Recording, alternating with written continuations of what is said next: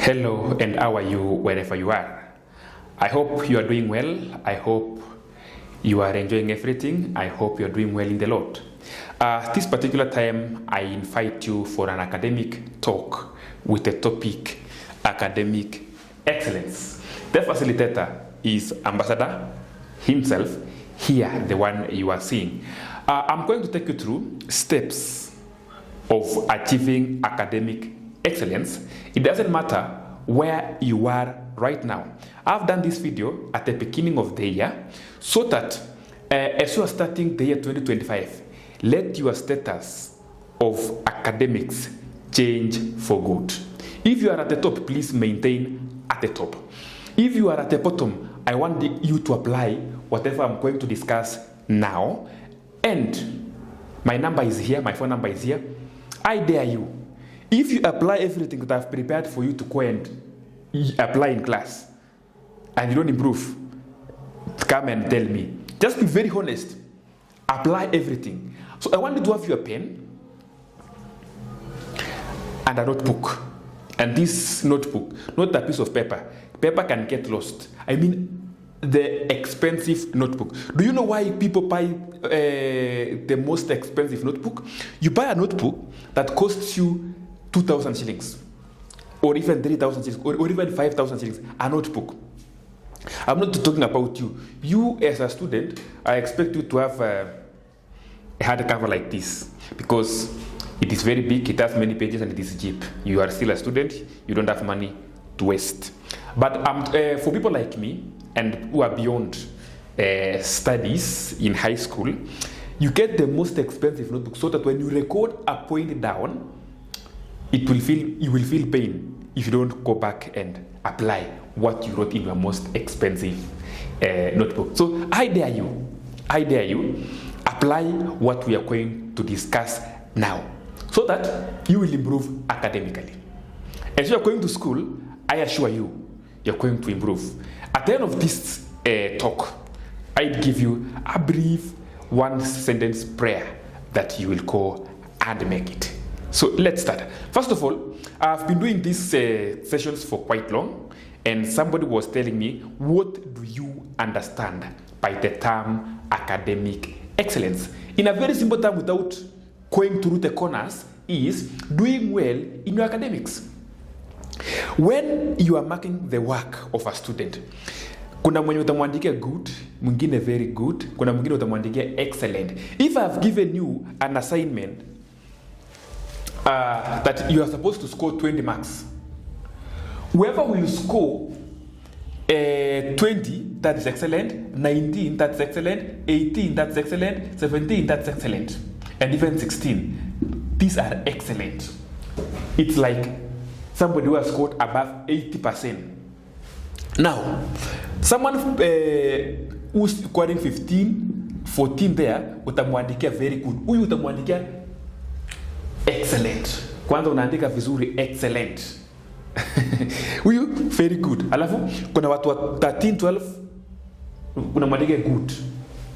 Alafu kuna watu wa 10, 11, 9 unamwandikia work hard. Less than 9 unaandika sini.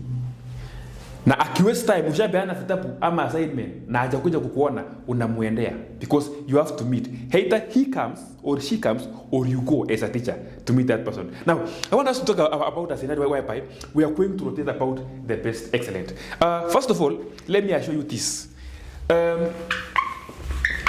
Nobody is having an advantage over theater. Somebody says there are genius students, children. I agree with that. But some of us who are not genius, what can we do? We need to spend more time to be like them. The good thing is, I am a practicing teacher. So I'm talking about the things which I'm sure of what I'm saying. There is a student you will teach. Anytime I go to any place and talk about academic excellence, I always pick one topic. Of chemistry, because I teach chemistry and physics. So physics is optional, chemistry in most schools is compulsory. I just pick one student and say, tell me your favorite topic in chemistry. Then I use certain. For example, if I pick a topic of acids, bases and indicators in Form 1. And I want to teach you. Kuna mwanafunzi mwenye, how will teach in class? At the end of the lesson, he or she doesn't need to go back to books. Why? When the teacher was teaching, alishika everything. Then we have somebody, atashika 80% of what the teacher said. Mwingine, atashika 50%. Na kuna mwenye atashika less than 50%. Now, let me talk about the person who scores, who gets 80% or above from the teacher. That person will directly go to past papers corner after the teacher has taught us. Now, am I able to apply what the teacher has taught us in answering these questions directly? Then somebody who just got 50% of what the teacher said has to go back to the notes. Read the notes once again, twice, and even 3 times if possible. Now, he will be the genius person who scored 80, who was able to capture 80% of the content the teacher taught in class. And when the two of you are presented to the exam, there is nobody who will know this one is genius, this one he had to go back to the notes 3 times. Nobody will know.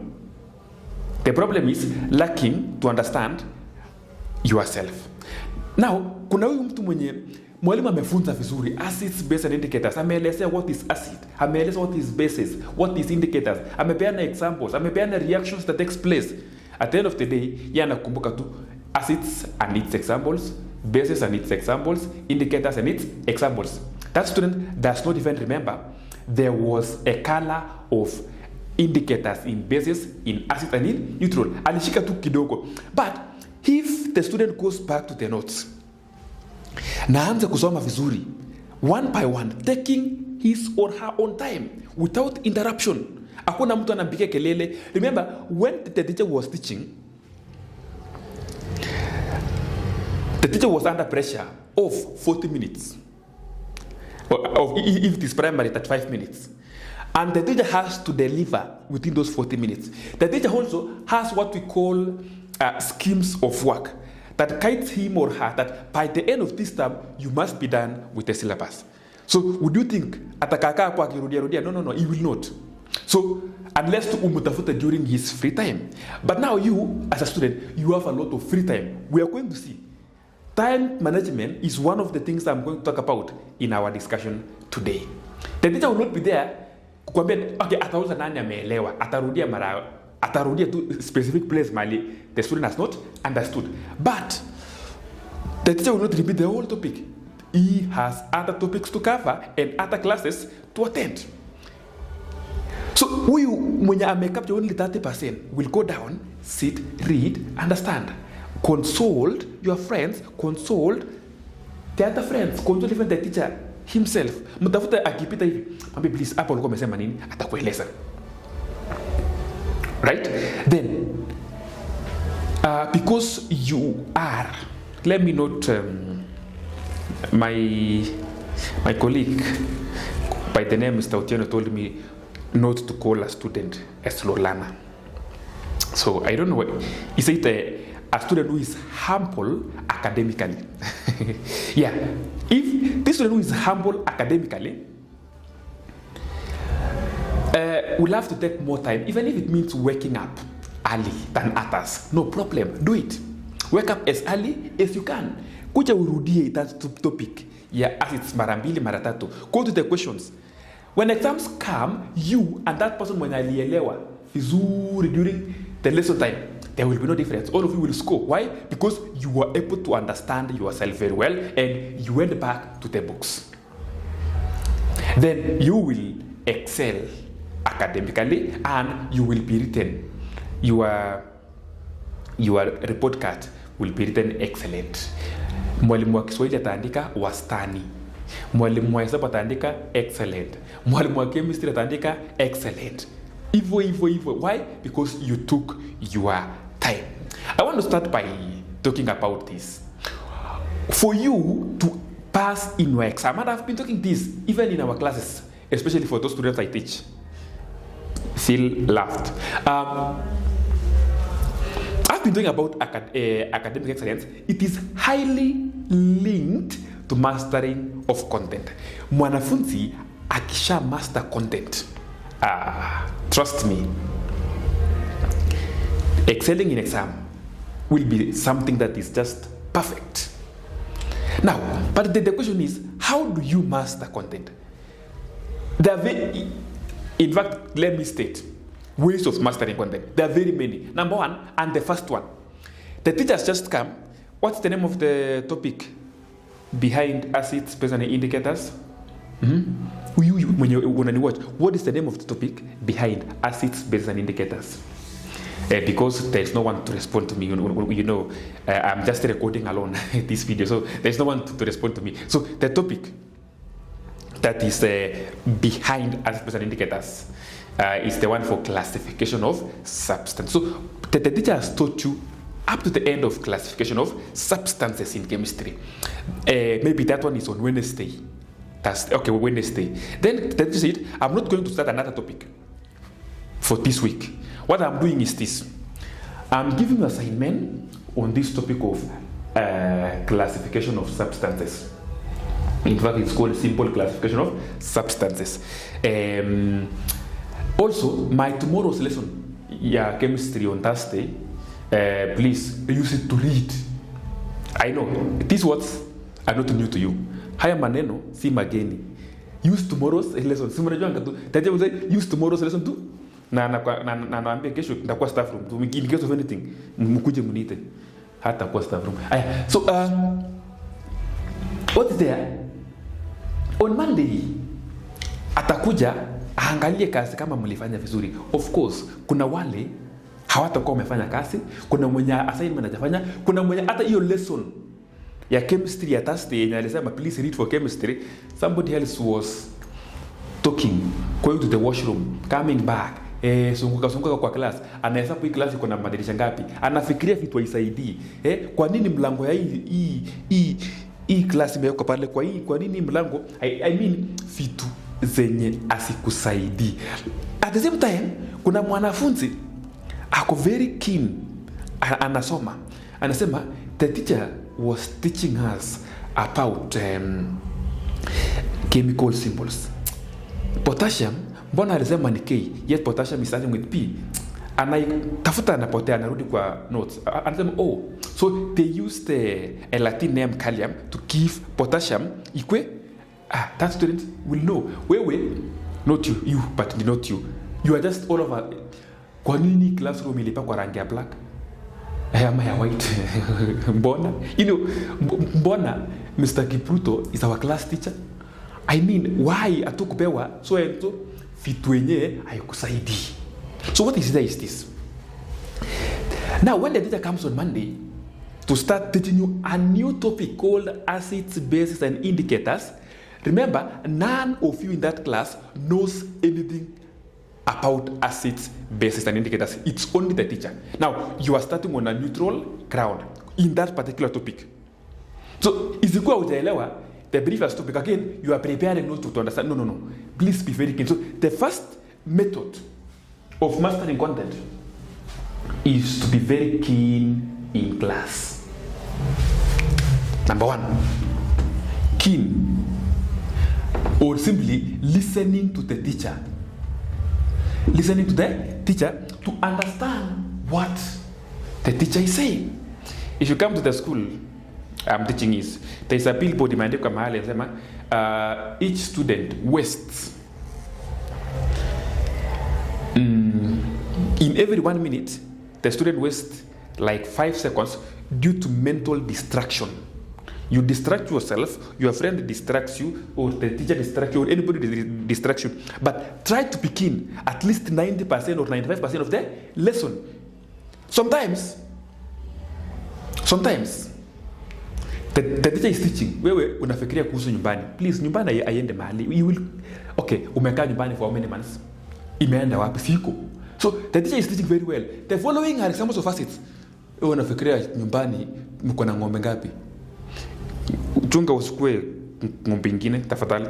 Listen to the teacher vizuri until the end of the lesson. That is the first method of mastering what? Content. Listening. Because there is no way ausikizi mwalimu then baadaye unaanza kukimbizana na vitabu. You fail the moment you did not listen to the teacher. You failed.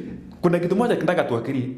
Those stakulazimisha. You failed the moment when the teacher was teaching. Ukaenda kambe, excuse me sir, I want to go out. Surely 40 minutes unataka kwenda nje unless you are sick. But kuna wengine wanapoeka na lesson, wanapoeka na mwalimu. By the way, we as teachers, we are not comedians. We are not there to please you. We are not there kukufurahisha. We are not there to make the lesson interesting. Though I always tell my colleagues, let's try to make the lessons interesting. But it's not a guarantee that we make the lessons interesting. As long as we teach you what we are supposed to teach you, it is you to listen and create interest in your own way in that particular lesson. Now, ukishasikiza mwalimu vizuri, mwalimu ameenda. Number 2, reviewing. Review of your notes. Review of your notes. Have you ever asked yourself why? If a teacher finds you don't have the notes of his subject, that teacher can easily kill you. Yani, it's better you commit another mistake, but not to lack notes of a given teacher. In fact, the teacher will propose to the administrations that you be sent home. What are you doing in school without notes? Reviewing your notes. You have your notes for acids, Missouri. I've taught, okay, to be honest, acid special indicators will take me 1 week. From Monday to Friday, nimemasana. On Friday, no appear assignments. So, before you do the assignments, you review.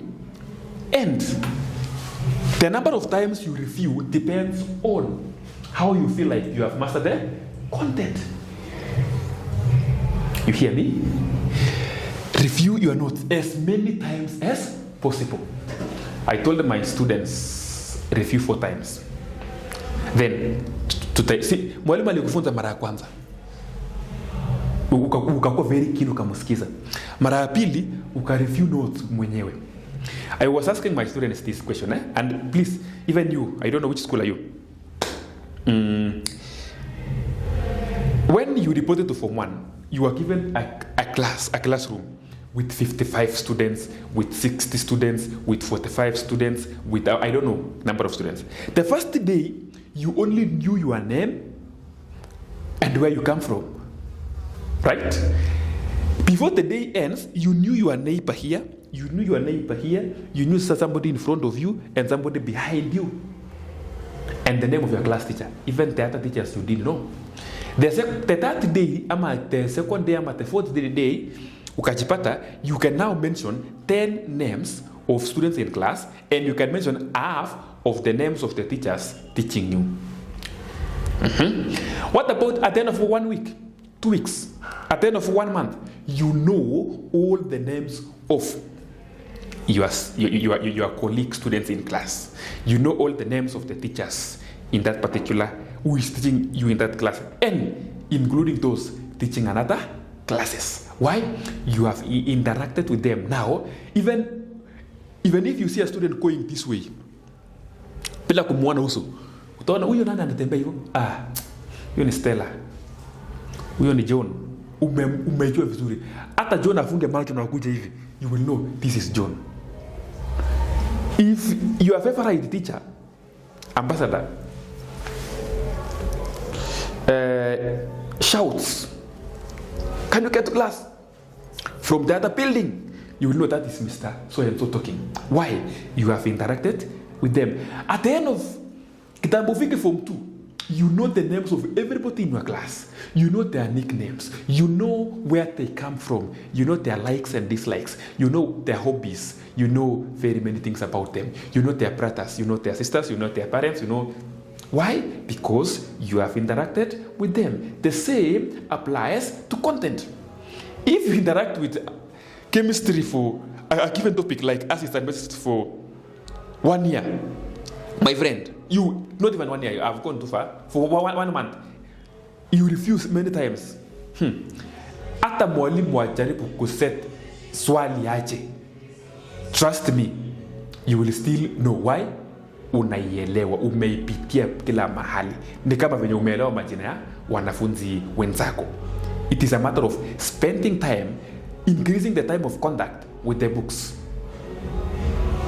Are you together? Increasing the time of contact with the books. That is number 2. reviewing notes. Now, tutaambia nini watu wenye wana notes? If you are a teacher and you are listening to me, please declare a war. Give an ultimatum of 2 weeks. Whoever doesn't have notes, kama wewe mtu anajiweza mangumi, simu box, mtuangane mangumi. Kama wewe mtu anajiweza fita, because without notes, there is nowhere we are going. Hakuna mahali tunaenda. You have to, what are you, okay, when others are reviewing their notes, what are you reviewing? And the number of times you review depends on how you understood the topic when the teacher was teaching. Kuna mwenye atareview once or twice. And it's okay. Na utawahi muuliza swali kwa hiyo topic mshinde. Understanding yourself. Number 3. Topical questions.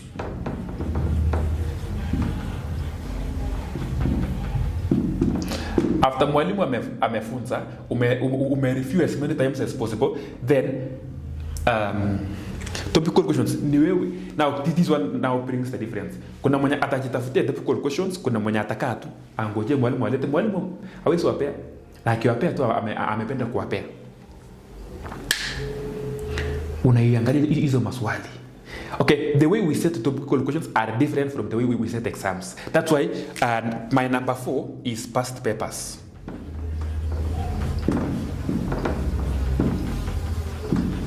My number 4 is, so the way we set topical questions is to make you understand more and increase your mastery of content. Now, the way there is a slight difference between setting a topical question and setting an exam. For example, in topical questions, the teacher will just say, state 5 uses of oxygen. But in an exam, the teacher will say this, state 2 industrial uses. In exam, atusetting mingi, mbili, but very technical. Only 2, but very industrial uses. So, my friend, anakuja anasema, amesema industrial, sawa. Anasema, oxygen is used by the deep sea divers and high mountain climbers. Na nzama hiyo nimesukua, hata kama ndaanguka zingine, hii manze nimepata. Number 2, anasema used by patients with breathing difficulties. Hii kitu nimeua manze jo. Kumbe ni uongo, umeanguka because the teacher doesn't do technical, industrial use. Now, ukisema sana na topical question. Now, in these topical questions, fanya na marafiki zako. Don't be a lone ranger. Yani kuwa mtu mwenye unafanya kazi na watu vizuri. Yeah. Ikiwashinda nyinyi wote kwa class, pelekea teacher mwambie hapa manze kuna ngori. Hapa utusaidie. Tufanye nini? The teacher will help you. Then ukishaelewa hiyo swali, trust me, any other time ahead of you, you will never fail that particular question and you will have mastered the content. The problem ni nani? The problem is kukaa tu. Hujaelewa topic ya previous, hii topic nyingine inakuja umeprepare kutoelewa. In fact, as we are talking, the teacher will start a new topic in January na kuna mtu ameprepare kutoelewa. Hajaelewa kama haijafunzwa. Sanga sasa huyu unataka tukusaidia aje? Haijafunzwa lakini already hauelewi. That is a very bad mental thing. Fanya hivi, sijaelewa hizi zingine, I will create time for them. Lakini going forward, hakuna topic nyingine itanisumbua. Sawa sawa. Past papers, the way you revise past papers is the same way you revise topical questions, but they are somehow technical, clinical, and challenging than topical questions. This one is the one that places people at A, B, inaweka wengine C, inaweka wengine D, inaweka wengine E. My teacher told me when I was in high school those many years that it's possible that all of you can score A, it's also possible that all of you can score B, it's also possible that all of you can score E. But it was his prayer that we all score A. Hakuna mtu anafaa spirit ya. So you work on the past papers. Now, kuna kitu hapa I used to do with my, by the way, most of the things here I'm telling you ni vitu nilifanya na si ati nawadanganya. It has to work out. Ni venye those friends of mine are not there. Kina Evans. namwambia Evans, si tumesoma acids, bases and indicators. I'm just using that topic, but it applies across all the topics of chemistry and all the subjects. Now mimi nimesoma hiyo topic na nikaset exam, we use full scapes kama hizi. Na ananisetia 5 questions. I remember huyu ni mwanafunzi mwenzangu, ananisetia 5 questions on the topic. Mimi namsetia 5 questions on the topic. Of course mimi na set nikiunda answers. Si nimesoma. Inaniambia the color of litmus paper in acids is red. So mimi natafuta example ya acid, nasema when you dissolve carbon dioxide in water, of course it will form acidic solution. So namuuliza Evans dissolved carbon dioxide in water and inserted litmus paper, what will be the color? Mimi najua ni red. Na alafu nampea anafanya pale kando. Na ananipea yake yenye ameset, mimi nafanya ana mark yangu na mark yake. That one was working out wonders. Hey, so setting exams for your friends. And you can never set an exam kama hujaelewa topic. And in the process of setting the exam, you have to understand the topic. Epu, ambia mwenzako nataka nikusetie exam, just pick one topic yenye inakusumbuanga. Kuna mtu aliniambia topic ya, there's a topic in physics, we call it magnetic effect of electric current. Akasema hiyo topic inamsumbua, na kama fanya hivi, nataka usome unisetie 10 questions from the topic with marking schemes. Set for me 10 questions with marking schemes. In the process of setting, because you have to go back to the notes to set the questions, that was when alielewa the topic. Please have a friend mwenye atakusetia questions na unamusetia questions ya topic fulani. Hapo tuko sawa? Okay, ukipata mahali, okay, because you're going to read the notes, pick that particular concept, msetie na uandike marking scheme. So you will have 2 full scapes, ya maswali na ya marking scheme. Unaandika swali hapa, unaandika marking scheme pale.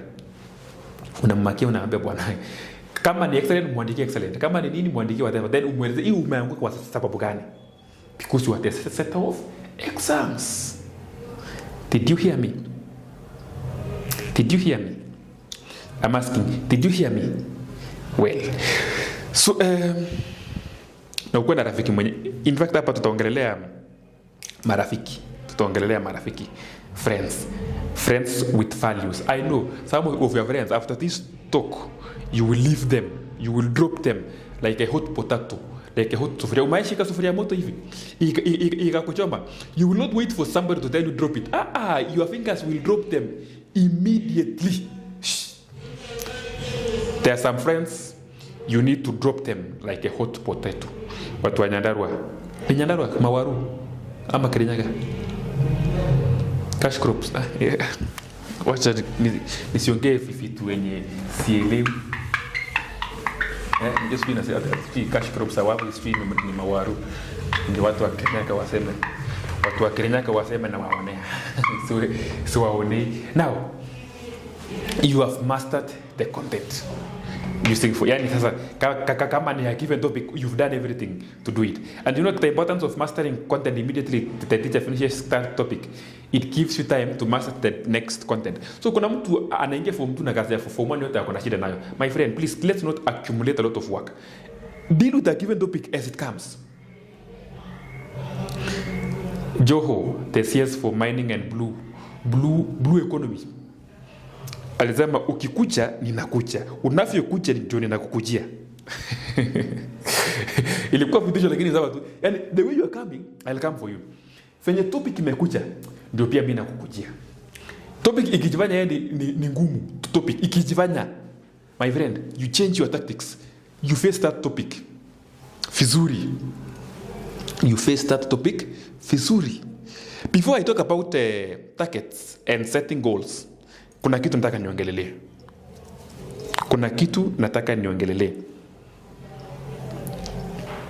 Kuna kitu inaitwa concentration time. Mara mbili, I'm saying kuna mwenye atasoma from, okay, in most schools Remember, I'm addressing both boarders and day scholars. Yes. Na kama wewe ni day scholar, si uko nyumbani tunaona. So in fact, the person who should actually pass exam ni day scholar. Mimi ukiniuliza mimi, the person mwenye anafaa kupita mtihani vizuri ni day scholar. Because hakuna program anafuata ati sijui kuosha shule, sijui kufanya nini, sijui kufanya nini. Now, the person mwenye anafaa kupita mtihani tena zaidi ni boarder. Hakuna kwenda shamba na kuchunga ng'ombe. Now, concentration time ni kuna mtu atasoma from 7, let's say your breakfast, let's say it's Saturday. And you have 3 hours to study. Kuna mwenye atasoma for 40 minutes. Anaanza kuanza kusumbua wengine. Akili ndogo imeanza kusumbua watu. Imejaa. Anaanza kuja anakumwagia maji kwa shingo hapa. Anakuchuna masikio. Anaenda kwa choo. Anaenda staff room kusumbua walimu. Atisui Mr. Nani yako hapa? Nimekuja kuuliza swali. Na swali ameuliza iko kwa KLP direct. Utakula kofi. So, wewe ni mtu mwenye concentration yake iko chini. Mtu mwenye concentration iko juu, hata wewe muone staff room, wewe muone kwa choo. Mtu tutaongelea mwenye anakwenda choo. I want us to make going to toilets during lesson time a criminal offense. Bwana.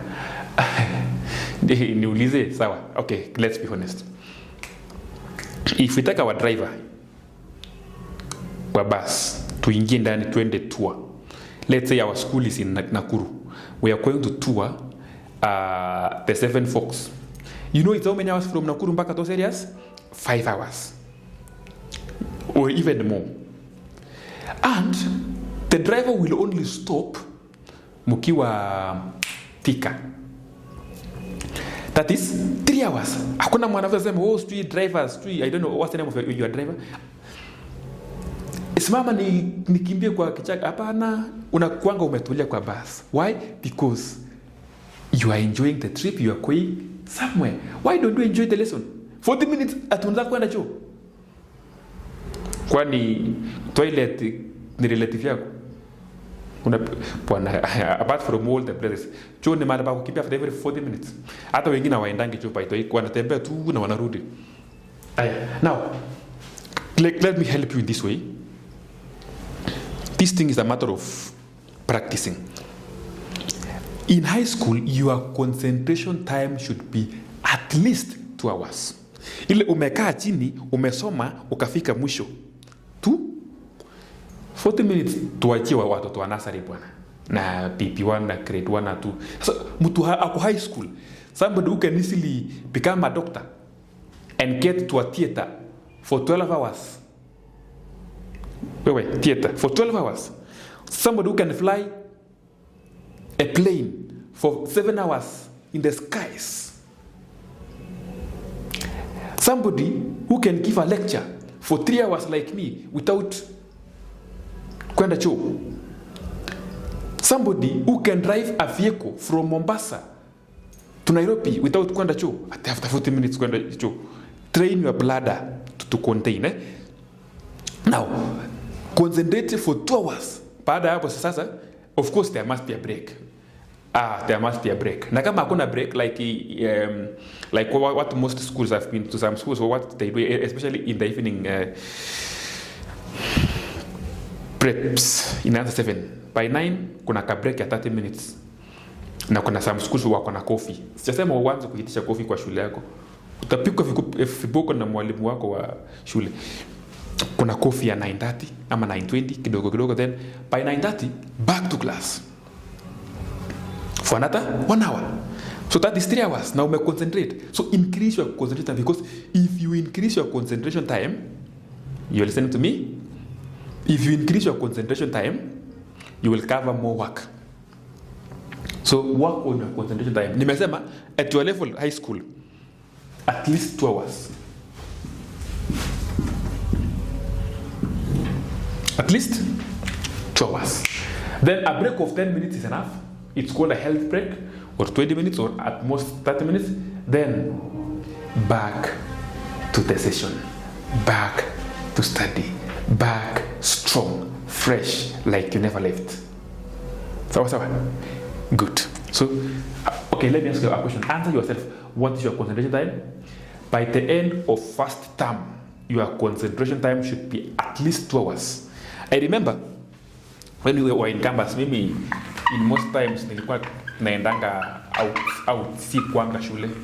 Ungepata mostly si yuko shule, nimeenda kuongelesha wanafunzi shule fulani, sijui nimeenda wapi, mimi nimeenda kuambia watu waokoke Yesu ni Bwana, nimeenda tu. So by the time I'm coming back, I need to study.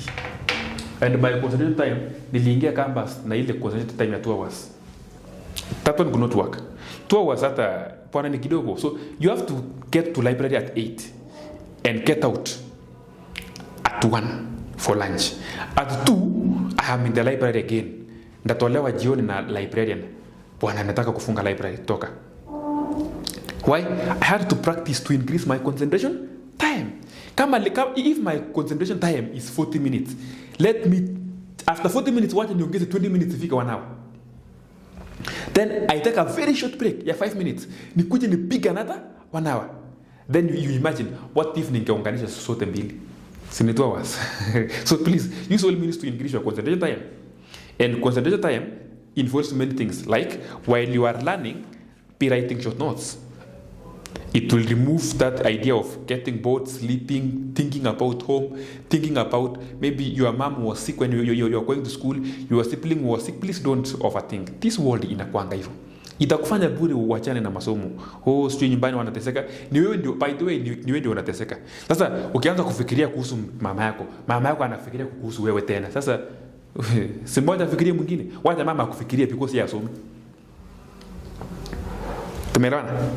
Sisi za kina dada tufikiriange watu. Sisi wazee tumekulipia school fees, maneno kukufikiria tena sasa ni nini? So 2025, let it start with these fresh ideas. Let it be that you're going to master the content. I will be very happy. I had given you my contact at the beginning of the video. So you tell me how it worked out. The other thing is, let me talk about managing. Okay, I will come and talk about managing your time. Let me talk about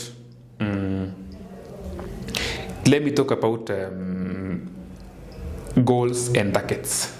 This is another thing that I would like you to know about.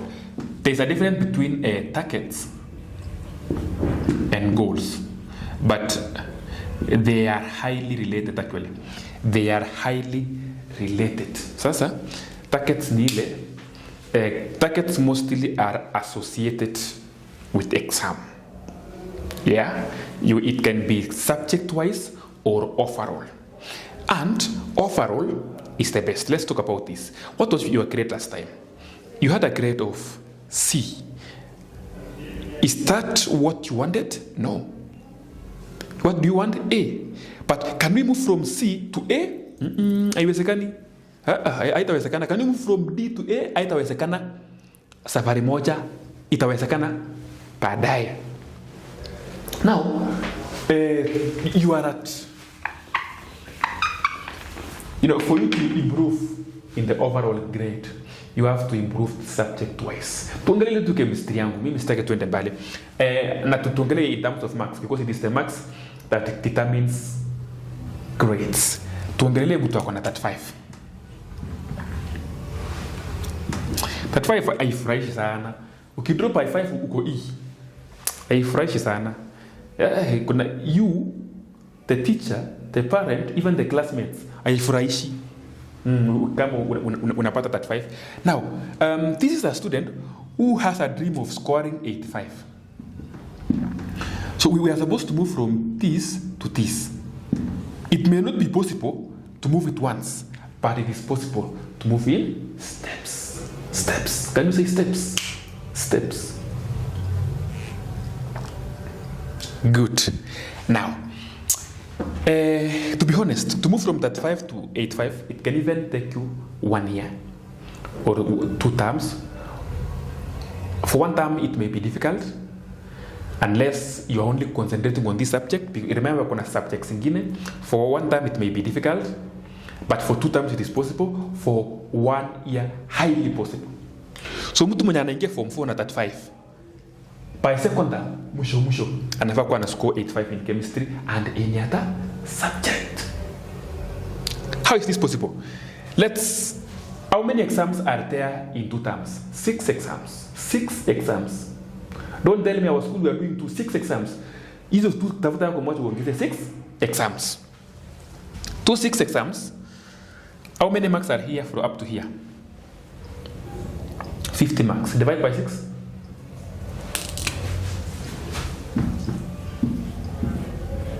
By 2, 3. By 2, 25. By 3, 1. By 3, 8. Somewhere 8 point something. 8 point. Now, let's talk of 10. So I want to, in every exam, can you add 10? So it's going to be 45. The other one, 55. The other one, 65. You will reach 85 like you did nothing.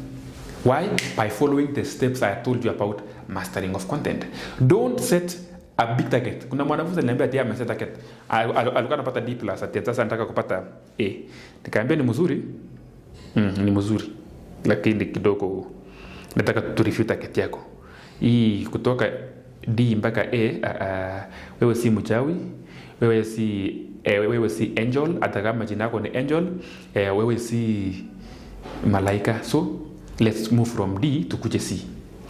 When we are sure of C, we go to B. When we are sure of B, now the elephant in the room, we go to A. Very possible. Tumeelewana, boys and girls, and guardians and teachers. Yeah, that's how it should be. Now, look here. Kuna mtu aliset target akataka kuongezea 3 marks. Nikamwambia tafadhali. Kuongezea 3 marks haitaji hizi vitu zote tumeongea. Kuongezea 3 marks, it requires that you be very keen during exam time. You write units where the units are supposed to be. You balance the equations and you ulisahau kubalance. In fact, kama uko na 35, bring me your paper ni kuonyesha mahali tutatoa 3 marks. Kuna equation ulisahau kubalance. Kuna equation which was a calculation equation ulisahau kuweka units. Kuna equation, kuna kitu just small mistakes can add to 3 marks. But to add 10 marks, it means you have to increase content ya syllabus. Kwa kichwa yako ikuongezee marks. That people can add even up to 20 marks. By the way, year 35, kuna mwenye ataongezea 20. I have seen. Kuna mwenye ataongezea 15. I just give you 10. 10. And you will be there. You will get there. So, isiko max mingi unataka kuongezea 30 ama 40. Chunga. Na usiongezea 3 ama 2. Hiyo ni kitu kidogo sana. Ongeza kitu yenyewe ukikumbuka usiku inafaa niongeze 15 marks kwa chemistry. Hata usingizi inapotea kidogo. Because that dream scares you. The dream of adding marks scares you. It should scare you. And you have to be scared. Now, a goal is what you want to achieve. A target can be a goal. But in most cases, set your goals directly.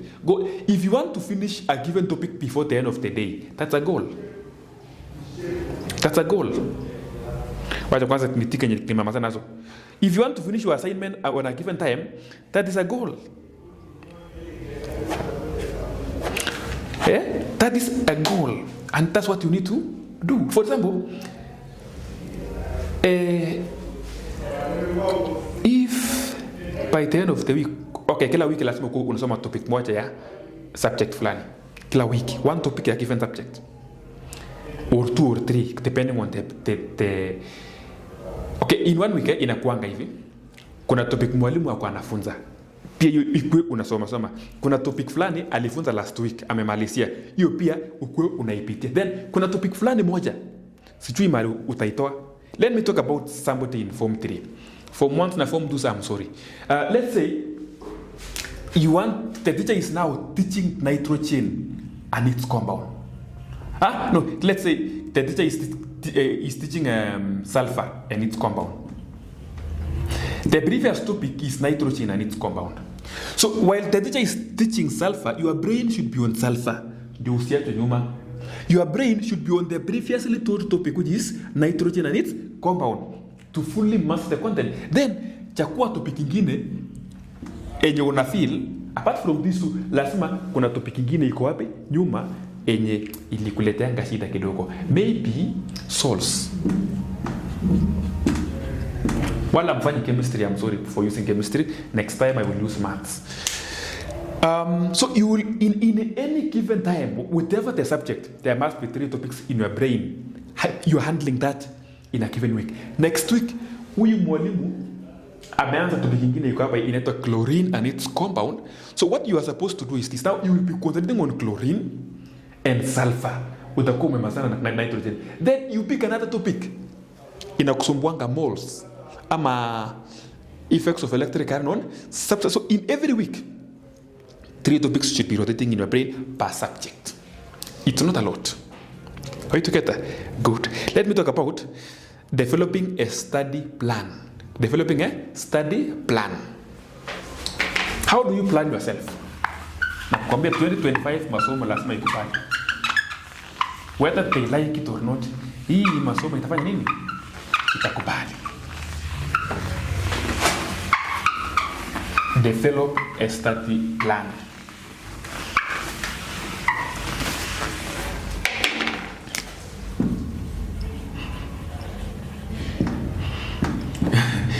Kuna siku, I was just telling students that, do you know, kuna mtu anatoka tu kwa break, anatoka nyumbani, anafika shule for the grade scholars. I mean, somebody anafika tu kwa loka, anatoa kitabu yenye iko juu ya vitabu zingine. Just somebody picks the book on top of the other na anaanza kusoma. Anarudisha hapo. Kesho akipata the same book ndio iko juu ya hizo, anaichukua, anasoma. Akipata maybe hata kuna mtu alikuja akaweka book kwa loga yake juu na akaenda. Yeye bora akutane na kitabu, anasoma. That is somebody who lacks a study plan. Let me tell you the things that you need to know. Listen, what are you supposed to be doing in school? Kuna assignments. Teachers give assignments. There is writing of kuna walimu wapeani notes. There is writing of notes. Then there is reading of notes. Mostly, these 3 are what is taking place in school. Kuna kuandika notes, na kuna kusoma notes, na kuna kufanya assignments. Mimi naambianga watu hivi. Kama kuna kitu inakufanyanga unakosa amani. Ni amani ama imani? Amani, peace. Assignment ujamalizia. Na kila mwalimu anafika anasema, can you open where you did the assignments I gave last week? Fungua haraka na uharakishe, wacha kuniangalia. So kama hujamalizia, hata ukijaribu kuandika notes haiandikiki. Unafeel kuna kitu kana kusumbua. Ukijaribu kusoma notes haingii. So I always tell people, especially this one should also, the teachers should also hear this. When giving out an assignments, give out deadlines so that the student can know how to plan. Unapeana leo assignment, hata ujawaambia when is due the assignment, kesho umefika, unataka kila mtu akome amemaliza na ukupeana. So ukipeana assignments, sema leo ni Thursday, on Monday I would want this assignment. Leo ni Thursday because siko mingi, next Wednesday. Good. Now, mimi naambianga student, don't start writing notes unless the notes are part of the assignments. Don't start reading your notes kama uko na any pending assignments. Don't. So, what's your study plan? Oh, setting up a plan. What's your study plan? Your study plan is to finish your assignments first. Kama kuna assignments imepeanwa throughout the week, na inafaa by the most of the assignments by the teachers haifai kufuka the other week, ishi weekend. Kuna mwenye atapeana Thursday, kuna mwingine atapeana Tuesday, kuna mwenye atapeana, then kuna mwenye atapeana 3 questions on Thursday, and these 3 questions needs to be finished by the next lesson, which is tomorrow. So 3 questions, tafutia time yake within during the day. Kwanza, let's say it's on a Thursday 1 p.m. na uko na free lesson afternoon ama una whatever the case. Ask yourself before even you think of anything, is there any assignment that is due tomorrow? Yes. Ni nini? CRE, agriculture, biology. Now, those ones are the ones that deserves the time of your evening preps. Anza nazo, ukimalizana nazo vizuri, hiyo assignment imekupea peace of mind. Kama bado kuna time, now tafuta ile subject uliambiwa andika notes, andika. Tafuta ile topic ya chemistry ama whatever subject you want to read and master the content. Look for that. Lakini assignment is due tomorrow na unasoma notes jioni. Haitaingia. Have a proper study plan. Kitu ya kwanza, deal with assignments. So by the time you're waking up on Friday, you have no assignments. So Friday that the teacher would want to mark on Friday. Then ask yourself now, are there any other assignments that can take me, that is required on Monday? Yes. Deal naso before Friday ishe ama Saturday ishe. Hauna assignments. Na kama sometimes mimi napeana assignments like nikipeana 60 questions ya a given topic. 60 questions. That one means per day you need to do it. If I've given you 10 days, per day 6 questions. So if Friday assignment ya physics, pick 6 questions, zifanye, weka kando. Endea maths, tafuta sake. Ukishamalizana na hiyo siku, anza kusoma. You will have the peace of mind. Did you hear me? Good. Now, if you don't have a study plan, you will realize that you will have read, overread, overread, overprepare for a given subject, leaving another one behind. Remember, all subjects are important as it is to your final grade. Have a proper study plan. Include discussion groups.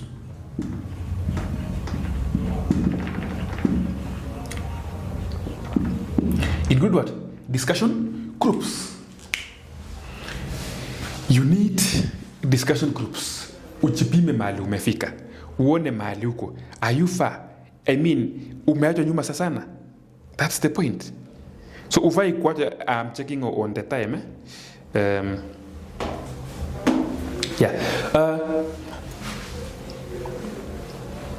Make sure discussion groups, somebody will challenge you or you will challenge somebody ndio ujue kumbe hata mimi by the way kumbe hii kitu nimeivia. Yani nimejibu kitu watu hawajui. It gives you a morale. It makes you understand that you have a given potential inside you. That is about the study plan. Are you together? Have your own study plan. Work on it. Prepare for it. Naambianga watu if everything goes well, you will have no wasted energy. Kutana na mtu mara akona kesi na mwalimu wa English, akona kesi na mwalimu wa chemistry, akona kesi sijui na nani, akona kesi na housekeeper, matron, akona kesi na kila mtu, mpaka akona kesi na driver wa shule. Mjanga huyu hata driver wametoana wapi naye? Akona kesi kila mahali. Most of his energy, both mental and physical, aingi kwa masomo, anafanya mashughuli huko. Listen to me, child of God. 2025, I want you to channel your energy. Where? In academics. That means you have to respect your teachers. Yani musiclash. Hata ukifeel like the teacher is wrong, for the sake of your peace, just apologize, songa mbele. Don't waste your time. Ulienda shule kusoma, si kufanya makesi. Kuna mwenye hata amekosana mpaka classmates wote. I remember sometimes back, and when was that? 3 years ago. Kuna mwanafunzi alikuja akaniambia nimefukuzwa kwa class na nani wanafunzi wengine. Loka yake imetolewa nje. Vitabu zake kila kitu zake nje. Mimi nikamwambia hiyo class hivi. Kauza nini inaendelea? Hakuna mtu ananiongelesha. Mmoja akamwambia mwalimu, we want peace. Huyo tumemtoa ndio tufanye nini? Tusome. Huyo alikuwa mwili kadogo, alikuwa anasumbua watu. So ikabidi nimemtetea na kaambia wanafunzi, unajua nyinyi, it's not your right kutoa mtu nje ya class. You should have reported. Akasema tumereporting lakini hakuna kitu mnafanya. Na ni umereport kwangu hapana. So wacha kusumbua watu. You will be drawn out to the class by your classmates. And you will never have peace. Utaanza kuambia watu unataka kufanya nini? Unataka transfer. And by the way, kumbe sitongelelea hii, waje niwaambie. Somebody mwenye atakaa shule anaanga study plan. Kuna mtu akiwa form 1 anaambia wenzake, unajua second time mimi sirudi shule, ndapelekwa shule gani, waje nisimeshon shule, ndapelekwa wapi. Second time ati mama ameniambia nikuje shule nikae akitafuta nini? Shule. Third time nimeambiwa next year. Form 2 utamwona amekuja. mama kwa nitafuta ama dada kwa nitafuta nini shule. Yani all through hajawahi settle because anafikiria kuna transfer. Let me tell you, hey man, hakuna transfer. Hiyo shule huko ni hiyo.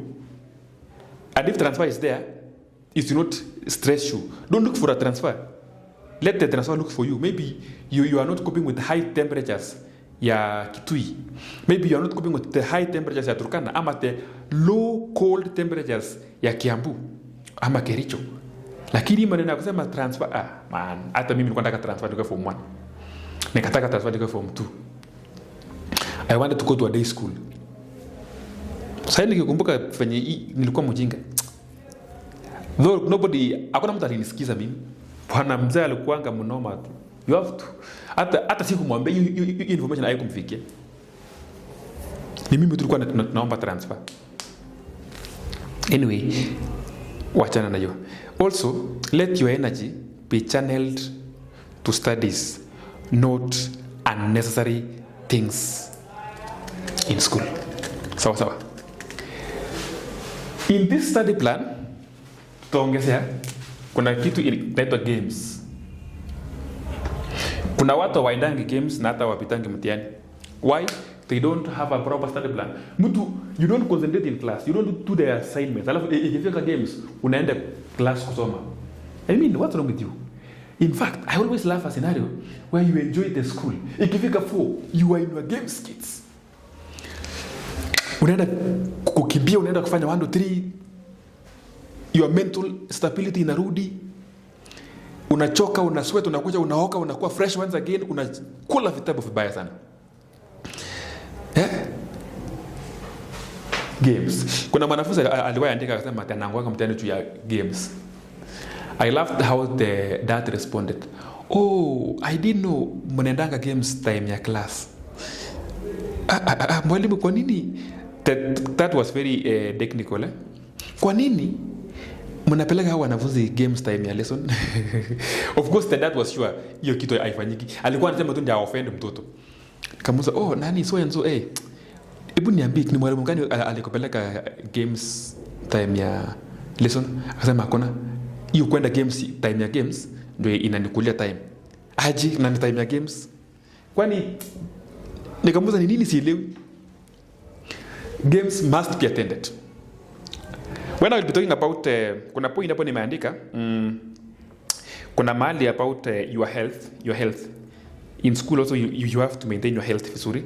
So ensure that you go to games. Make sure in your study plan there is games. Na kama kuna PE, my friend, go for PE. Mimi naambianga mtu asubuhi, ukiamka tu hivi asubuhi, dress very well. Kama mimi, by the way, nikoaje, hebu niambie hapa kwa comment section. Niko smart. Somebody aliniuliza kwa nini kila saa uko na tie suit, nikaambia no, as I'm stepping out of my room, you never know whom you will meet outside there. So always be smart. Hata mimi nikitaka kwenda kununua nyanya pale nje, siwezi nikatoka tu na t-shirt kama kamba mbaya pana. Faa vizuri, hata kama ni jeans vizuri tu hivi. Tembea tu, hata ukikutana na CS wa mining Hassan Joho, at least mnaweza ongea. Lakini kuna dressing nyingine unaweza dress, ufike nje ukutana na MCA urudi ndani ya nyumba useme siendi nje. So in school, dress very well, hoka vizuri, dress very well, mention a prayer. Oh God, I'm studying this day, you know what is ahead of me. Bless my work, bless my studies, bless my teachers, bless my parents at home, and God give me knowledge to understand what I'm going to capture today. In the name of Jesus, I do pray, trusting and believe. Then ukiangalia kwa kio, unajiangalia kwa kio vizuri hivi, hii side nyingine, then unajiambia ambassador, you're very smart. Hata ukitembea usiku, hata mtu asipokuambia uko smart, mentally you know you are smart. Hata ukitembea hivi, you know I'm okay, viatu nimebrush, kila kitu iko sawa, my friend, masomo itaingia. Lakini mara you have 3 days you have not showered, nywele haujachana, sijui shati imekaaje, hata una blouse huko ndani, sijui wakati. So if you have not showered, utakuwa hata unashangaa ama mwalimu anasikia sijaoka. ama vitu mingi. If you have not combed your hair, the teacher is passing around, ama inywele, there's a way, ananiona aje, hii shati yangu ni chafu. No, lakini if you have done very well, just be smart. My primary head teacher, Mr. Kurkat, used to tell us that cleanliness is next to godliness. He used to say that thing almost every day. And for me, by the way, I used to try to be very clean. Though I had only one pair of uniform, I used to try to be very clean. Hata kama saa zingine hatukuwa tukivaa viatu, I used to try to be very clean. There is a confidence in being clean. Do you know why nimedress vizuri? Nikuja hivi. Ningekuwa na t-shirt, there is a confidence singefikia. But when I'm smart this way, I know you cannot tell me I'm smart. I know very well I will make it. I will do this. Even when I've been invited to a church to preach, when I'm this way and I'm in front of them, even the grace of God descends upon me because I'm clean. I'm next to God. Now, a smart student will always pass exam. Ebu mfikiria kuhusu the most smart student in your class. Acha ipanishwe juu ya kuwa mchafu ama nini. Fiatu ukiangalia hivi iko polished. Ni venye ni kwa leo ningeambia mtu azuma, my shoes are polished. Ni kama sa KDF, ni kama sa military always polishes their shoes kabisa. So be clean, sawa, be very clean, prepare yourself. Kuja class kama uko confident, ile wanasema confidence ya spokesperson ya government. Anakuja na confidence isingine, hata kama anakuja kusema uongo, anakuja na confidence fulani. You get me? So, don't use your energy to fight other things. Use your energy for the right thing. Number 2, take care of your health in this manner. Take care. Okay, being clean is health. You are taking care of your health. Going for games is taking care of your health. Kabisa? 100%. Unaruka. There was a day wanafunzi wa class fulani walikuwa wagonjwa, almost 5 of them. So they were taken to a certain hospital. That doctor is from India, within just around here. So akasema, no, these ones are not sick. Who is their games teacher? Who is their PE teacher? So the report that got to the principal called me because I was their PE teacher. Mwalimu, these girls have and must go for games and PE. But that class I had to deal with them.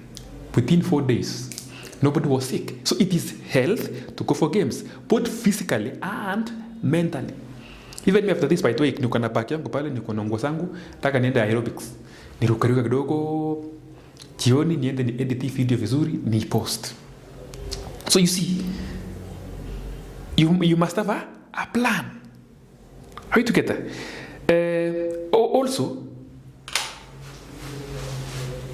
kuna kitu niandika ndio usifikirie nimesema by mistake. I'm not saying this by mistake. Enough sleep. Enough what? Sleep. Unalala saa 6, unaamka saa 10. My friend, that's not being healthy. You're not loving yourself. You're not taking care of yourself. Sleep.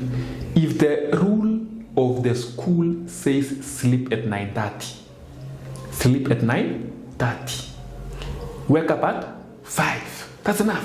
Now, if you have gone to sleep, go and sleep. Don't go and talk. Games time ni ya kuongea, PE ni ya kuongea. Big story. Because pia lazima mchuane na watu. Kwenu ni wapi? What do you love to do? You know, such things. Set unaingia bed, alafu unaanza kupiga story for the next 1 hour. That's lack of plan. Enough sleep. Exercise vizuri. That is taking care of your health. If you feel like you're having a headache, just relax. Kunywa maji, tulia. If the headache prolongs, now see the school matron, ama the class teacher, ama the school nurse. And you see, maybe it's something serious because you have to take care of your health. Even mental health is good. Do not overthink.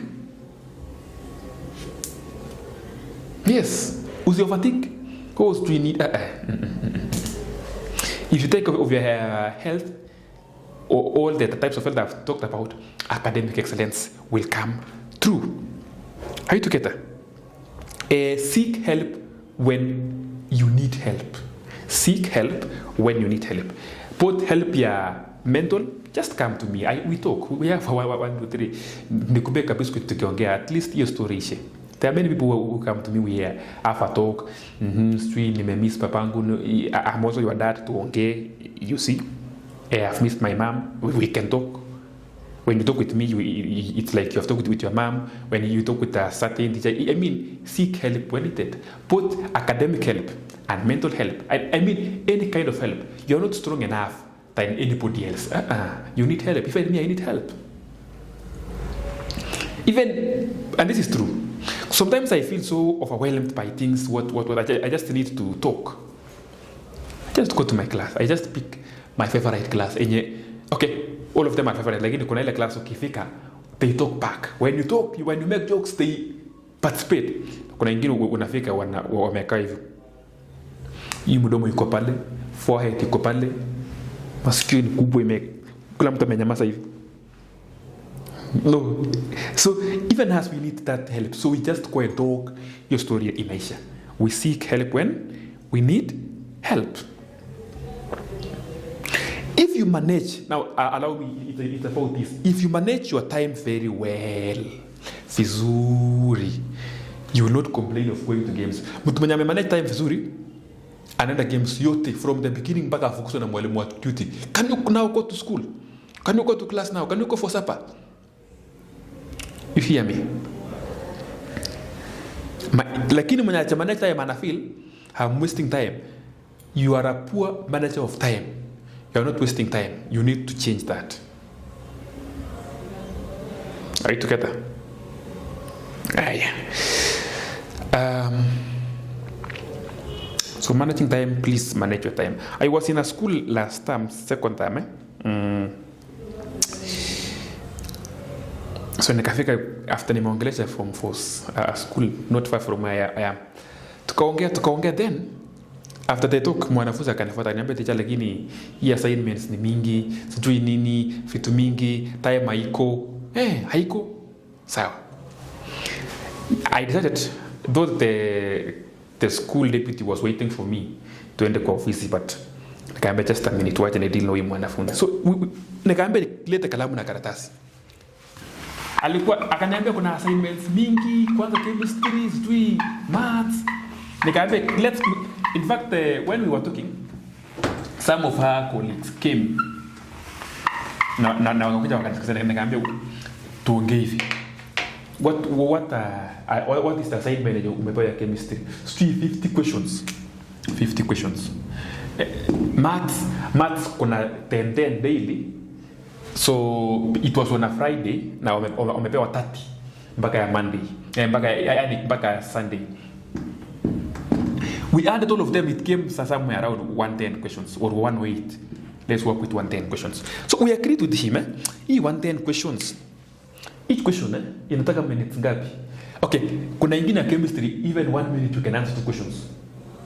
So, kuna ingine ya math, 10 minutes, 1 question. Ama even 20 minutes, 1 question. So we did an average. Tukasema, let's say 1 question 5 minutes. Multiply this by 5. Tukapata 550 minutes. Tukaround off equals 600. 600 what? Minutes. So these 600 minutes. These 600 minutes into hours. This is 10 hours.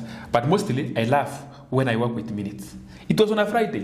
Like, hey, now, boss, let's create 10 hours from now to Sunday. They were supposed to sleep at 9 p.m. No, 10.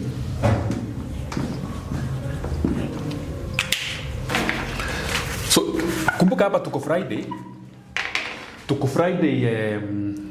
5:15. It was 5:15 p.m. because mimi nilianza kuongea na wao 2 p.m. So it's 5:15 p.m. They're supposed to, now I've released them. Hii kazi ni hiyo kazi si mingi. Listen here. Kuna mwenye this time venye nimewa release 5:15, their supper is 6 p.m. Hapa tuko na how many minutes? Tuko na 45. Lakini let's say 40 because you're 5. Kitambo uende washroom, urudi, usettle. Let's talk of 40 minutes. Minus 40 minutes hapa.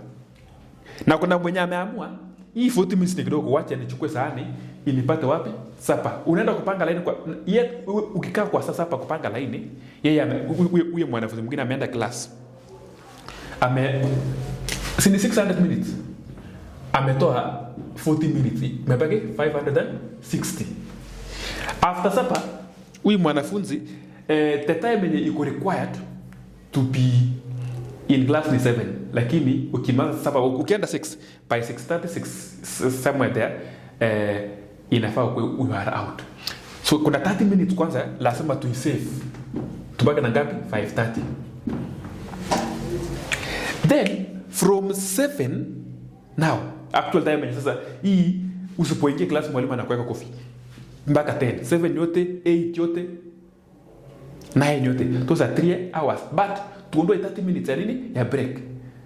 So tupake na 2 hours 30 minutes. 2 hours 30 minutes hiyo ni 150. Tuondoe 150 hapa.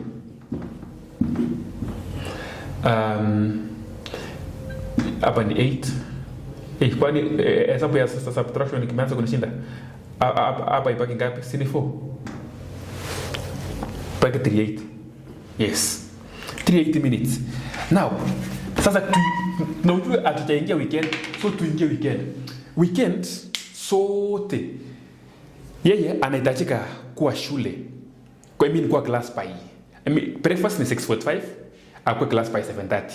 Lakini nikamuuliza Jinua Achebe said, when the hunter learns to shoot without missing, Eneke the bird learns to fly without perching. When times change or when situations change, times has to change. Usifike 6:45 kwenda breakfast, tuondoe 1 hour hapa. Yeah, just wake up by around. If breakfast ni 6:45, kwani kuamka 5:40 ni makosa? Ukuje for 1 hour. I mean amka 5:30, by 5:40 uko class. Ondoa 60 minutes hapa.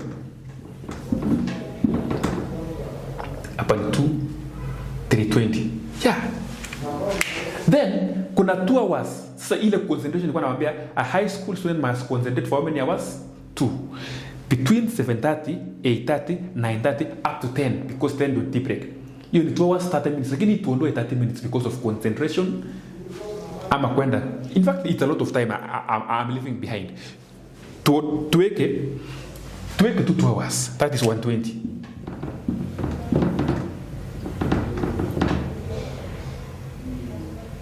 $200 minutes.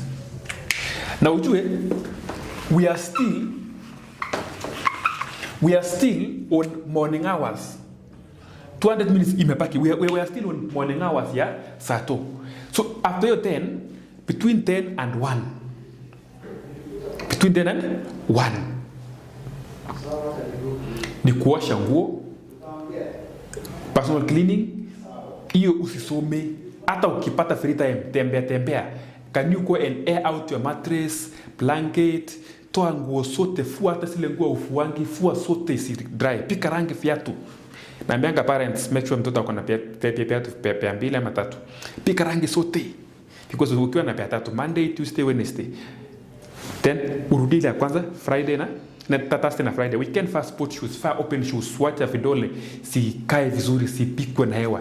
Hata kama vidole zako ni mbaya, zinakaa kama tangawizi, don't worry. Let it air out. Hiyo sitaki tuingililie hapo. Lakini saa 8 kamili be in class. Ukiwa umevaa t-shirt ile ya shule, ile imeandikwa Chebara Boys, ile imeandikwa Mango Boys, sio imeandikwa na umevaa track. Kama ni siku ya baridi, faa hoodie, lakini kama si baridi, faa ka short.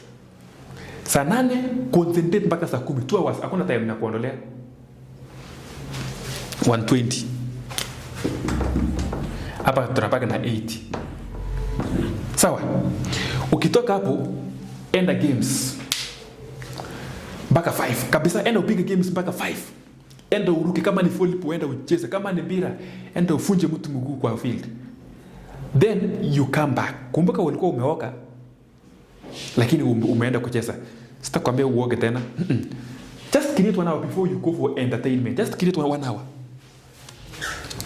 Just create 1 hour. No, not 1 hour. Sini 5. Sapa ni 6. So you only have 1 hour. Back in 20 minutes. 20 minutes, my friend. Achana nayo. Enda entertainment. 20 minutes.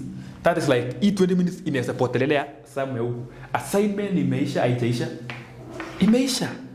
So nikaambia now the problem is you una waste. You know, somebody wants a block 1 hour. It may be difficult for you to get block 1 hour, lakini 20 minutes, 30 minutes, 40 minutes, utilize them, inapunguza assignment. So huyu mtu mwenye alifanya hivi amemaliza assignment yote na amepaki na Sunday ya kusoma. Amemaliza assignment, amepaki na Sunday for studies. Uoni kama iko sawa? It's well kabisa. So time is there. The problem ni waste 2 minutes, una waste 3 minutes. Leo ume waste 15 minutes, kesho ume waste 30 minutes, kesho kuto ukiadd yote utakuwa ume waste 1 hour. Will you finish your assignment? Assignment requires 1 minute, 2 minutes. Fanya, ukishafanya maswali mbili, haitarudi ati hujafanya. Pick from there, proceed. Kitu kingine nataka nikwambie, avoid multitasking. Hii nayo lazima niseme vizuri, usikie vizuri. Jamaa 20 minutes anafanya CRE. Anapoeka na CRE, anawachana nayo, ameanza maths. Maths imemshinda, ameachana, ameenda chemistry. Chemistry ikampiga kofi. Sasa akawachana na akaenda nje. Avoid multitasking. Amua hivi, between these assignments, kani iko very urgent, ni CRE, anza nayo, maliza. Avoid, waje niandike ndio usifikirie, ni avoid multitasking. Avoid multitasking. Avoid multitasking. Deal with one umaliza nayo, ondokea hiyo. Are you together? Deal with one, maliza nayo, ondokea. Yeah, that is being organized. Stay organized. See ati uko huku mara, stay organized. Respect yourself, by the way. Mtu mwenye anajirespect anafanya assignment vizuri, ananga ubaya, even the classmates wanamrespect. Mtu mwenye kila saa anapanishwa na walimu, anafukuzwa nje, anapewa suspension, mzazi anaitwa shule juu ya ameanguka sijui nini, even your classmates will not respect you. But if you stay organized to do your things very well, even the teachers will respect you. Hata mimi, listen, sema kuna mesa nataka nitolewe sijui wapi, nipeleke wapi. Siwezi fika class nipate mtu mwenye amejipanga vizuri anasoma, atikuja unipelekee meza, hapana. Napata mtu mwenye ana kitabu juu ya meza, wewe kuja hapa wewe. Naendea wewe mwingine mwenye amesimama juu ya loka, anataka kuchange pale na sio electrician, kuja. Au ndio tunawapeanga kazi wafanye. Lakini umepata mtu ameshika calculator hivi. Hata simuongelee. In fact, I apologize for kunini concentration yake. Yeah. Stay organized even in your locker. By the way, mimi siwezi nikasomea place, kuna sui nini hapa, kuna nini pale, kuna vitabu zote zenye situmii ndani ya locker. If I'm dealing with CRE, what is the calculator doing on top of my table? Ndani ya locker. Nipake na kitabu ya CRE notebook na textbook inaitwa top link. Easy. Okay, I'm not advertising any book. It is CRE. I don't want anything. Unapata, by the way, this one always annoys me. Unapata mtu vitabu zimeja. Kwanza anasoma CRE amewekelea chini ya book ya CRE kuna chemistry, kuna maths. Bwana, how that is your brain? Stay organized. Kwanza loka yako vitu utumii ikae. Hii maneno mingi tuachane nayo. Stay organized. Yes. Nataka niongelee kitu moja alafu sasa ni conclude. Unhealthy relationships, unhealthy friendships. A friend is supposed to help you. A friend is supposed to tell you you are wrong in this. A friend is supposed to confront you. A friend is supposed to stand with you in your time of need. A friend is supposed to ask you whether you have understood the topic. A friend is supposed to help you understand the topic better. That's a friend. A friend is not the person who is telling you, let's go and take alcohol. A friend is not the person who is telling you, usifanya assignment ya seri, uye mwalimu ataangalianga assignments. A friend is not the person who is telling you, let's skip assembly. Ata principal hakuna kitu ya muhimu anasemanga. A friend is not the person who is telling you, opening, tusifungue mapema. A friend is not the person who is telling you, tuende tukae huko nje. A friend is the person who reminds you, we have 2 weeks to take exam. Are you ready? A friend is a person after the end of the lesson anakuuliza, leo teacher amefunza vizuri, nimeelewa. Na wewe mwambie sijaelewa, akwambie epu ufanya hivi ni wapi?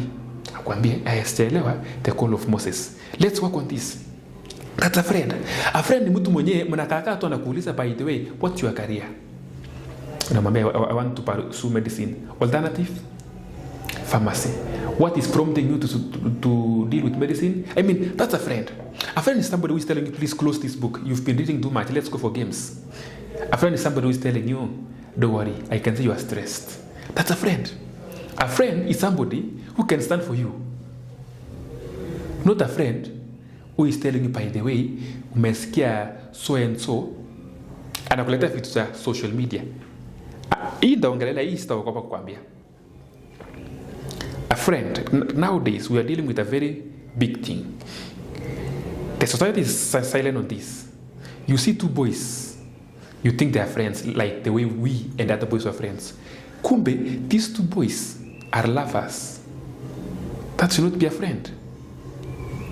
Unapata wanatembea pamoja kila mahali, wanaenda choo pamoja, wanaenda. Kumbe, the boys are laughing each other. Something they were saying in the internet. Something that ruins their brain. Something that is immoral. Something that takes away your energy for studies. Mzazi anashangaa, what's happening with my boy? Kumbe ni friend. Be very keen when using your friends. You see 2 girls walking around. Wanaitana sweetie, my dear. Woi, vitu wanafanyanga. That should never be your friend. That person is ruining your life. Hata kama uokopi walimu, hata kama uniokopi, nikikwambia please have a friend mwenye hana hizi tabia. Please si uokope Mungu basi. As your academic coach, si fanya hivi, si mimi uniokopi, au uniheshimu, na Mungu basi si umheshimu. Si Mungu alikuumba. Why don't you just stay? Umaza campus, you get a very good husband. You get a very good wife. Why are you becoming a wife to another woman? Or becoming a wife and you are a man? I mean, kuna kitu naambianga watu, let's be, my occupation is a teacher and my occupation is a speaker. That's what I do. Your occupation is a student. Do what students are supposed to be doing. Study. Hizi maneno mingi ni saa nini jameni? Look at the friend that you have. Nataka tu uone. Nimesema vitu mingi kuhusu friends. Does your friend reminds you to clear your assignments because the time is tomorrow? Is your friend telling you let's go for games because your brain is squeezed, let's go and release ourselves in the field? Does your friend reminds you to read the Bible or pray? Does he or she tells you that uliongelesha mwalimu vibaya? Does your friend help you understand that concept in history that you did not understand? Just list the things your friend is doing for you. Then tell me if he's worthy your friend. Better you stay without friend than to have a friend who negate your life. Negative friends are like electrons. You lose them, you become positive. What are some of the friends? Can you list for me some of your friends who are electrons? You release them, na ni kama umeachilia handbrake, your life start flowing, unafurahia. Those are the friends we need to drop them. A friend mwenye anakupeleka kwa drugs, that's not a friend, that's an enemy. That's your enemy. A friend mwenye anakuambia wewe si mwaka usikubali kufanya punishment, that's an enemy. That's the enemy of progress. That's not your friend. Hey, there are many things friends can do for you and prosper in life. I still remember my friends that were with me in the high school and primary school. Up to date, I still remember them. They're still doing well. We are doing well because they were telling me, let's do this. I know those who wanted to mislead me. They're there. Who are your friends? Show me your friends and I will tell you who you are. The kind of the person you are. Those are your friends. Have your friends very well. Tusiongea lakini I've seen friends misleading people. Don't be misled by your friend. Let's not do things that do not please our teachers and our parents. Sawa. Please. Let's avoid social media.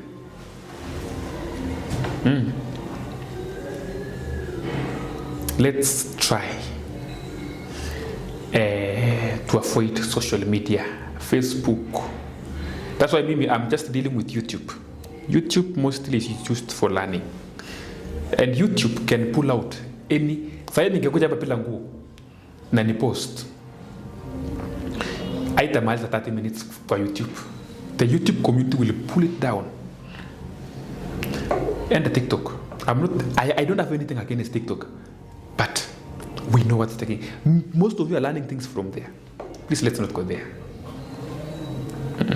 Let's just use technology in a proper way. Let's learn. Let's be there. 2025 is a new year for you. 2025 is a year for you to go ahead. I've said, I dare you, follow all these things that I've said.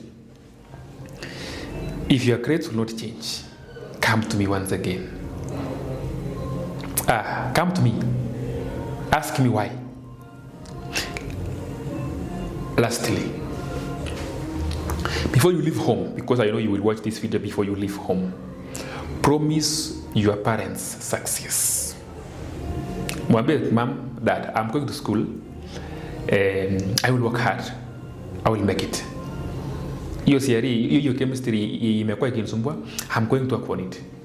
Promise them. When you promise somebody, you will be owing somebody a debt to work hard. Yeah, ukiniambia I will have to score A in chemistry. You know, when you will be staying, your mind will be telling you, so you will promise teacher, you promised your dad or your uncle something. So please work hard for it. Are you promising? Are you promising? Are you doing that? Yes. So if you have any question, drop it on the chat section. Yeah, drop it on the chat section. I'm there to respond. Yeah, just drop a text or just use my number at the beginning of the. Okay, my number is also on the comment section. I will respond to anything about you. God is there for you to fight for you. 2025 is a good year. It is my prayer that God is going to elevate you. Poor grades are not your portion. Good grades are your portion. Sickness is not your portion. 2025, you will never be sick in the name of Jesus. You will never be disturbed. Whatever has been disturbing your studies, mara unakujua unapelekwa nyumbani, no. Those things I'm praying that it shall never stay with you. I'm praying that God is going to remove them. That the Bible says in the book of Matthew that whatever I did not plant, God will remove it. The sickness, God will remove it. Stupidity, God will remove it, and also you yourself remove it. Bad friends, let God remove them. Bad grades, God did not plant in your life, God will remove them. Love God, pray to God always. In the morning as you're waking up, tell God, nimeamka, ni wewe. Jioni rudi, mwambie nimerudi tena, Mungu, ni wewe. Mshukuru God for your life. Work hard. Hard work pays. Pursue your dream, and everything shall go well. By February, there is a book. It will be out. A book we are working on. It will be out about pursuing your dreams. Master your content very well. Then call me. I deliver the book to you so that you keep on pursuing your dream. Everything is possible. Everything is possible. Everything is possible for the person who is determined. Are you together? For the person who is determined. The things that you need to work on, just be consistent, be persistent, be resilient, be determined, and work hard. Everything will put it together in its place. God is there for us all. God is there for your parents. God is there for everybody. Even as you're planning to go to school, God will take care of your parents at home. God will take care of your relatives at home. God will take care of everybody at home. I pray that all the worries you are having, I don't know what are your worries as a student or as a parent. It is my prayer. Hold on to my prayer. If you don't have the faith, I have it myself. Hold on to my faith. That is going to be a very good year, 2025. And you will never regret. You will never regret. We want people who read. You don't want people who will be taken to rehabilitation center. Ask yourself, why are people taken to rehabilitation center? People are taken to rehabilitation center because of addiction to the substance use, addiction to bad things, addiction to things which are against the nature. No, this time round, forever and ever, you will never be part of those who will be taken to rehabilitation. Why? Because you will be taking care of your thoughts very well. You will not be engaging in irresponsible sexual behaviors. You will not be engaging in abnormal relationships that even the devil anashangaa, hai, mimi ni shetani lakini hii, this is beyond me. I wish you all the best. My question is, did you hear me?